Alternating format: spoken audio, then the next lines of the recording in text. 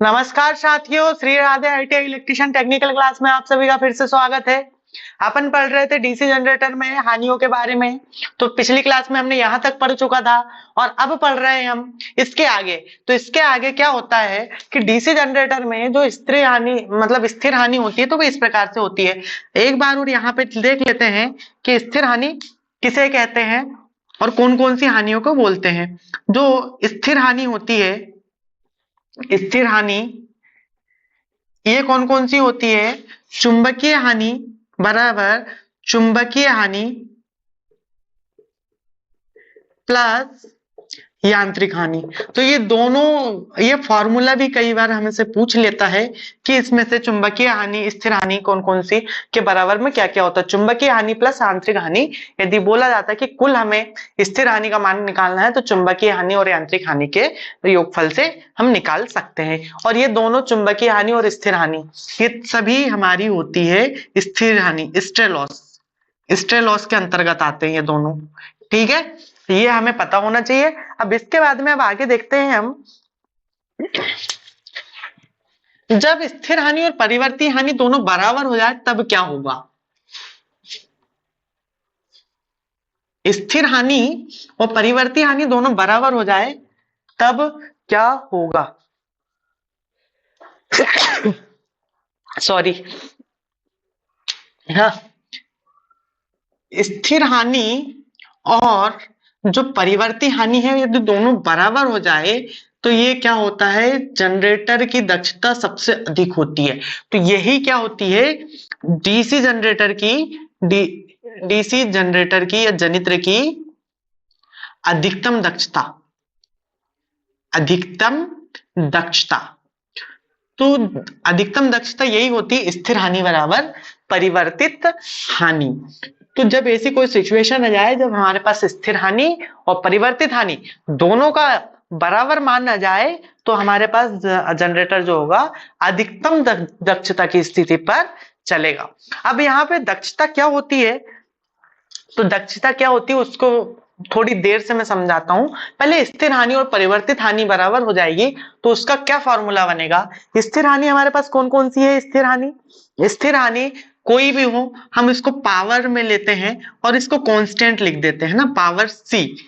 P और सी, power P से मतलब पावर है और सी से मतलब कांस्टेंट है। और परिवर्ती हानि कौन कौन सी हो जाएगी, परिवर्ती हानि हमारे पास है आर्मेचर हानि है प्लस कौन कौन सी हानि, एक सीरीज फील्ड वाइंडिंग की हानि जो परिवर्तित हानि है, सीरीज फील्ड वाइंडिंग। तो इसका सीरीज फील्ड वाइंडिंग का धारा और प्रतिरोध भी सीरीज फील्ड वाइंडिंग का यहां पे आ जाएगा। तो यहां से आई जो सीरीज फील्ड वाइंडिंग होता है हमें मालूम है आई सीरीज जो होती है, सीरीज करंट जो होती है वो आर्मेचर करंट के बराबर होती है। क्यों? क्योंकि जब हमारा जनरेटर इस प्रकार से होता है, हम डायग्राम बनाते हैं एक छोटा सा, तो हमारा ये जनरेटर है और ये आर्मेचर है और यहाँ पे ये सीरीज फील्ड वाइंडिंग इसके आर्मेचर के सीरीज में जुड़ती है। तो हमारा जितनी धारा यहाँ आर्मेचर धारा होगी उतनी ही ये क्या होगी, सीरीज धारा होगी। तो ये दोनों बराबर हो जाती है, सीरीज धारा बराबर आर्मेचर धारा दोनों बराबर हो जाती है। तो हम यहाँ पे सीरीज धारा न लिख के आर्मेचर धारा लिख सकते हैं। जब आर्मेचर धारा लिख सकते हैं तो ये क्या होगा, पी कांस्टेंट बराबर आई ए के वर्ग को हम कॉमन निकाल लेंगे और आर्मेचर प्रतिरोध प्लस सीरीज फील्ड वाइंडिंग का प्रतिरोध, ये हो जाएगा। जब यहाँ पे हमारे पास ये हो जाएगा तो हम आई ए की वैल्यू क्या होगा कि हमारे अधिकतम स्थिति की धारा में हमसे बोला गया कि अधिकतम दक्षता की स्थिति में धारा आर्मेचर धारा ज्ञात कीजिए। अधिकतम दक्षता की स्थिति में धारा तो क्या होगी, अधिकतम दक्षता की स्थिति में धारा करंट। तो यहां से क्या हो जाएगा, ये आई ए का मान इधर निकाल लेंगे तो आई ए से इधर ट्रांसफर करेंगे, इसको पक्षांतर करेंगे तो पी कांस्टेंट हो जाएगा और ये आर ए बटे आर ऐसी हो जाएगा, मतलब आर्मेचर प्रतिरोध प्लस सीरीज फील्ड वाइंडिंग का प्रतिरोध, ये वर्ग रहेगा। तो इसके बाद में अगली नेक्स्ट स्टेप में आर्मेचर धारा बराबर हो जाएगा, ये अंडर रूट में चले जाएगा, पावर कांस्टेंट पावर रहेगी, कांस्टेंट लॉस की पावर रहेगी और क्या हो जाएगा, आर्मेचर प्रतिरोध प्लस सीरीज फील्ड वाइंडिंग का प्रतिरोध। तो ये हमारा एक नया आर्मेचर धारा का फॉर्मूला बन जाएगा, जो काय की होगी, अधिकतम दक्षता की स्थिति में जो धारा होगी वो ऐसी होगी। अधिकतम दक्षता की स्थिति कब होगी? स्थिर लॉस और परिवर्ती लॉस, वेरिएबल लॉस और कांस्टेंट लॉस या स्थिर लॉस दोनों बराबर हो जाएंगे, तब हमारी अधिकतम दक्षता की स्थिति होगी। ये चीज क्लियर हुई। अब दक्षता क्या होती है? दक्षता हम बताते हैं कि क्या होती है, इतना नोट कर लो। इसके बाद में अब दक्षता के मेन चीज है दक्षता। अब दक्षता क्या होती है उसको समझने की कोशिश करो।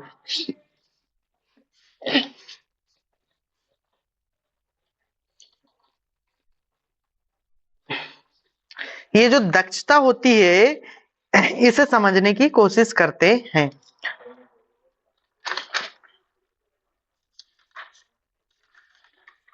तो दक्षता क्या होती है? आउटपुट बटे इनपुट, आउटपुट बटे इनपुट, यही ना दक्षता होगी। दक्षता को इंग्लिश में क्या बोलते हैं? एफिशिएंसी, एफिशिएंसी, ठीक है। तो दक्षता आउटपुट बटे इनपुट, जितना हमें मिल रहा है और कितना हम दे रहे हैं तो उसके अनुपात को ही तो हम क्या बोलते हैं? दक्षता बोलते हैं।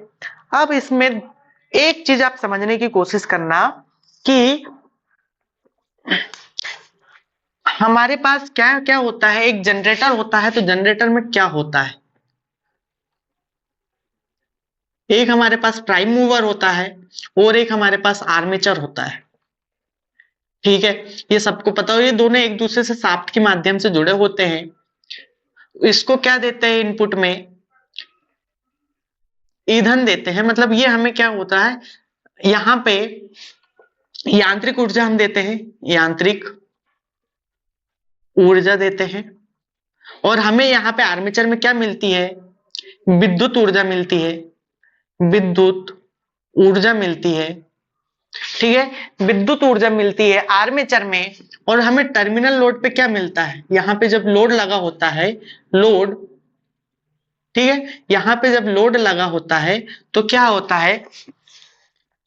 आर्मेचर की मिलता है, हम विद्युत ऊर्जा ही मिलती है हमें, है ना। तब जाके तो हमारे पूरा कंप्लीट रूप से जनरेटर होता है, विद्युत ऊर्जा ही हमें यहाँ पे मिलेगी। तो इसको थोड़ा सा डिटेल में समझते हैं। सबसे पहले हमारे पास क्या होगा? प्राइम मूवर होगा,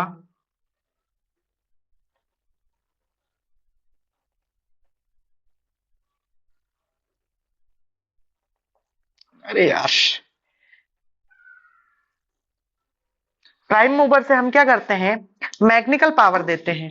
मैकेनिकल पावर देते हैं, यहां पे लिख देते हैं यांत्रिक शक्ति। ज्यादा बड़ा बन गया क्या? छोटा कर देते हैं। ये यांत्रिक शक्ति हमने इसको दे दिए, ठीक है। दिख रहा है? क्लियर क्लियर दिख रहा है सभी को?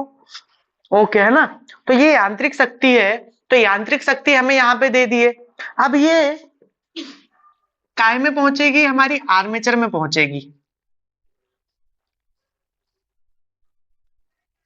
यह था हमारा पहला प्राइम मूवर, तो ये कहां पहुंचा? अभी ये आर्मेचर में। जब ये आर्मेचर में पहुंची तो आर्मेचर में क्या होता है? आर्मेचर में होता है, आर्मेचर में प्रेरित विद्युत शक्ति। आर्मेचर में जो जनरेटिंग ईएमएफ होती है वह उत्पन्न होती है आर्मेचर में प्रेरित विद्युत शक्ति। तो कितनी प्रेरित होती है, कितनी उत्पन्न होती है? ये होती है जनरेटिंग ईएमएफ इनटू आर्मेचर धारा। ये उत्पन्न होती है आर्मेचर से, हमें जो शक्ति मिलती है वो यही मिलती है। शक्ति का फार्मूला क्या होता है? शक्ति का फार्मूला हमारा इलेक्ट्रिकल में क्या होता है? V इंटू आई होता है। तो इजी क्या है? ईएमएफ है, आई क्या है? धारा है। तो आर्मेचर में हमें ये मिलती है। अब इसके बाद में हमें जो आउटपुट में जो मिलती है पावर, आर्मेचर से बाहर निकलने के बाद जो टर्मिनल पे जो पावर मिलती है, तो यहां पे क्या मिलती है? यहां पे क्या मिलती है? Electrical power. Output electrical power. तो यह कितनी होती है, आर्मेचर में इतना ईएमएफ उत्पन्न होता है, लेकिन यहाँ पे हमें टर्मिनल पे क्या मिलता है, टर्मिनल पे मिलता है भी, कुछ लॉसेस हो जाता है, कुछ ड्रॉप हो जाता है, वोल्टेज ड्रॉप अपन ने जनरेटर में पढ़े थे, तो वोल्टेज हमारा भी होगा और आर्मेचर धारा हमें यहाँ पे मिल जाएगी। तो V इंटू आई ए हमें इतना मिलेगा। अब यहाँ पे एक चीज और क्या होगा, यहाँ पे जब यांत्रिक शक्ति दे रहे हैं प्राइम मूवर से, तो हमारे पास यहाँ पे क्या होगा, घर्षण हानि होगी। घर्षण हानि, इसी को क्या बोलते हैं, यांत्रिक हानि बोल सकते हैं, यांत्रिक हानि। ठीक है, ये आंतरिक हानि होगी यहाँ पे प्राइम मूवर में, यांत्रिक ऊर्जा दे रहे हैं तो यहाँ पे यांत्रिक हानि भी होगी।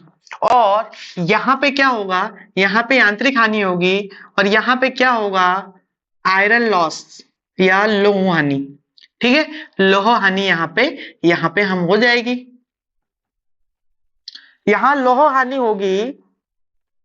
फिर उसके बाद में यहाँ पे क्या होगा, यहाँ पे होगा हमारे पास में ताम्र हानि, कॉपर लॉस होगा, ताम्र हानि हो जाएगा और आर्मेचर लॉस भी होगा। तो ताम्र हानि के अंतर्गत ही हमारा आर्मेचर लॉस आता है। ठीक है, ताम्र हानि हमने लिख दिया, मतलब आर्मेचर लॉस हो गया। तो ताम्र हानि यहाँ पे हो जाएगी, लौह हानि और यांत्रिक हानि यहाँ पे हमने ले ली है। ठीक है, अब क्या होगा, अब दक्षता देखते हैं, हमारी दक्षता क्या होती है।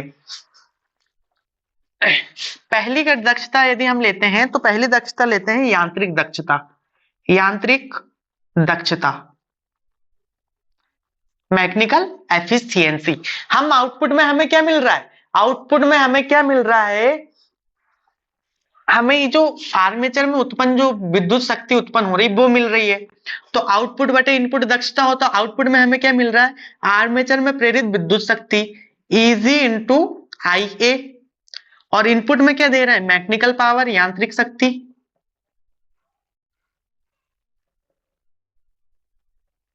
ठीक है, इतना दिख रहा है सभी को, इतना क्लियर हुआ, इतना सब समझ में आया ना कि यांत्रिक दक्षता कैसी होगी, कि हमने आउटपुट में हमें क्या मिल रहा है, आर्मेचर में उत्पन्न विद्युत शक्ति, हमने दिए क्या, यांत्रिक शक्ति।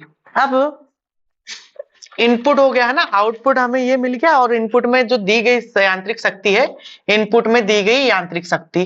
अब यहाँ पे अब विद्युत दक्षता क्या हो जाएगी, एक हो जाएगी यहाँ पे विद्युत दक्षता, विद्युत इलेक्ट्रिकल एफिशिएंसी है ना। तो ये क्या हो जाएगी, आउटपुट में हमें टर्मिनल पे क्या मिल रहा है, V इंटू आई ए मिलेगा। ठीक है, और हम इसको कितना दे रहे हैं, Eg इंटू आई ए, आर्मेचर में उत्पन्न। तो ये ही तो हमारा ये हो जाएगा, जनरेटिंग ईएमएफ इनटू आर्मेचर धारा। ठीक है, इतनी चीज क्लियर हुई, ये विद्युत दक्षता हो जाएगी, हमारी विद्युत दक्षता हो जाएगी। अब यहाँ पे क्या होगा कि हमारा आई ए से आई ए कट जाएगा और तो हमारे पास क्या हो जाएगा, टर्मिनल वोल्टेज बटे जनरेटिंग ईएमएफ। तो यही विद्युत दक्षता होगी। कभी भी हमसे पूछ लेगा कि टर्मिनल में प्राप्त वोल्टेज और आर्मेचर में जनरेट ईएमएफ के अनुपात को क्या कहते हैं, तो उसे क्या कहते हैं, विद्युत दक्षता कहते हैं। ये इंपॉर्टेंट चीज थी, इसलिए ये यहाँ पे अपन ने करवा दिए। अब इसके बाद में कुल दक्षता क्या हो जाएगी इसकी, भाई हमारा तो विद्युत दक्षता यांत्रिक दक्षता दोनों हो गई है ना। जैसे दक्षता को अपन ने कैसे दर्शा दिए, इसको इलेक्ट्रिकल से, ये यांत्रिक है तो इसको ईटा मैकेनिकल, और ये इलेक्ट्रिकल है तो ईटा से इलेक्ट्रिकल।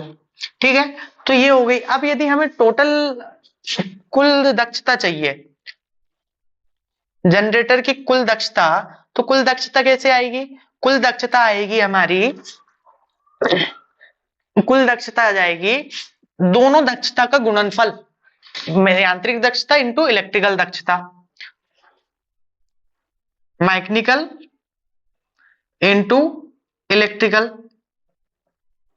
ये हो जाएगा। दोनों के मान रखेंगे, क्या हो जाएगा, यहां पर तक दिख रहा है बोर्ड पे, सभी को दिख रहा है, ओके है ना। तो दिख रहा है, तो हम यहाँ पे देखते हैं इलेक्ट्रिकल दक्षता इन दोनों का गुणनफल हो जाएगी। तो यह क्या होता है, लगभग 95% होती है, लगभग 95% होती है। ये हमें याद रखना है। जनरेटर की दक्षता कितनी होती है, वो 95% तक होती है, ये बात हमें याद रखना है। ठीक है, तो ये बहुत इंपॉर्टेंट चीज थी, इसलिए हम यहाँ पे इसको समझने की कोशिश किए हैं। यदि कुल दक्षता पूछेगा तो यांत्रिक दक्षता गुणित विद्युत दक्षता का गुणनफल जो हो जाएगा वो कुल जनरेटर की कुल दक्षता होगी। यदि हमसे यांत्रिक दक्षता पूछता है तो यांत्रिक दक्षता क्या होगी, आउटपुट में आर्मेचर का ये मिलता है और इनपुट अपन यांत्रिक शक्ति देते हैं। आउटपुट में यहाँ पे क्या होगा, टर्मिनल पर आउटपुट में हमें ये V इंटू IA मिलता है और जनरेटिंग EMF इंटू आर्मेचर धारा का ये अनुपात जो होता है हमारा विद्युत दक्षता कहलाता है। अब हमारे वीडियो को लाइक कीजिए, शेयर कीजिए और ज्यादा से ज्यादा लाइक कीजिए, कमेंट कीजिए। जो भी डाउट हो हमसे डायरेक्टली पूछ सकते हैं, कॉल कर सकते हैं, मैसेज कर सकते हैं, कमेंट कर सकते हैं। और जैसा कि आप सभी जानते हैं MP लाइन अटेंडेंट की तैयारी कर रहे हैं, वैकेंसी आ चुकी है, तो ये बहुत मोस्ट इंपॉर्टेंट है वीडियो उस पर्पज से, एग्जाम के पर्पज से। तो हमें MP लाइन अटेंडेंट की तैयारी करना है। वीडियो को ज्यादा से ज्यादा शेयर कीजिए और चैनल को ज्यादा से ज्यादा लोग सब्सक्राइब कीजिए। मिलते हैं अब अगली क्लास में।